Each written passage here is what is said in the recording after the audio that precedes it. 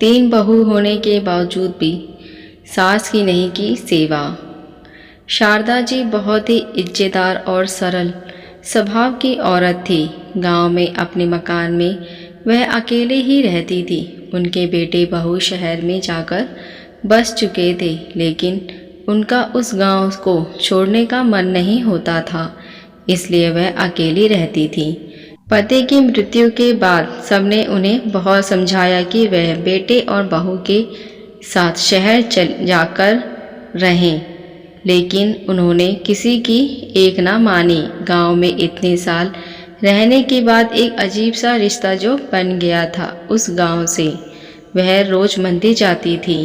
रोजाना की तरह एक दिन वह मंदिर जाकर आ रही थी तो संतुलित बिगड़ने की वजह से वह गिर पड़ी। गांव वालों ने उन्हें उठाया, पानी पिलाया और समझाया कि अब इस उम्र में अकेले रहना ठीक नहीं है। शारदा जी के 3 बेटे और तीनों ही शहर में बसे हुए थे। उस समय शारदा जी पूरी रात करवटें बदलती रहीं और उन्हें भी अब गांव वालों की बात समझ आ गई थी। उन्होंने परिस्थिति को स्वीकारते हुए यह फैसला लिया कि वह शहर चली जाएंगी और अपने बेटे बहू के साथ रहेंगी। उन्होंने बच्चों को फ़ोन करने का मन बना ही लिया था। शारदा जी की बड़ी बहू बहुत आज्ञाकारी थी, मंजली बहू मस्त मौला थी और तीसरी बहू स्वभाव से बहुत कड़वी थी। शारदा जी धार्मिक पूजा पाठ वाली थी और कभी भी कोई तीज त्योहार आता तो पहले से ही तीनों बहुओं को बता देती थी।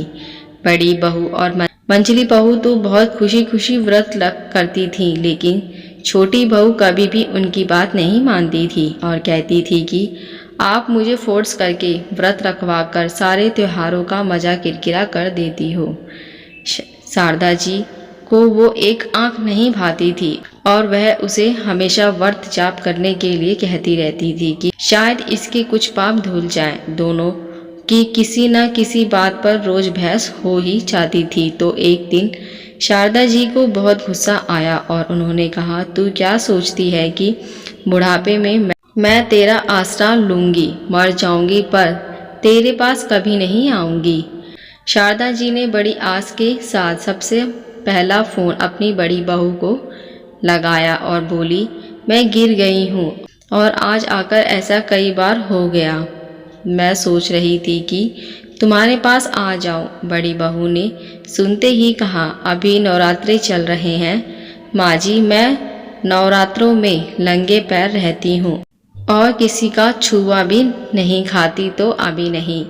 फिर शारदा जी ने मंजली बहू को फ़ोन किया, लेकिन उसने भी कोई बहाना बनाकर टाल दिया। जब बड़ी और मंजली बहू ने ऐसा जवाब दे दिया था तो छोटी बहू से क्या उम्मीद लगानी, वो तो पहले से ही स्वभाव से कड़वी थी।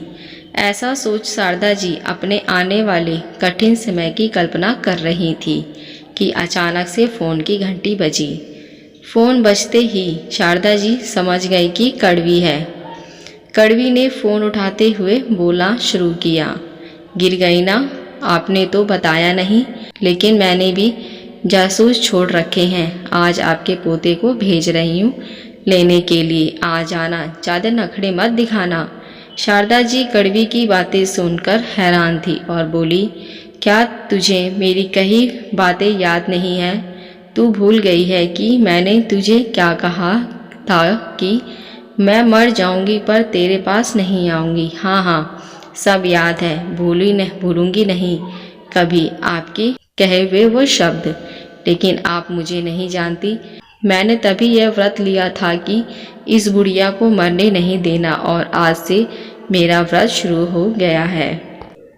जिससे कोई उम्मीद नहीं होती वही हमारा सहारा बनकर खड़ा हो जाता है।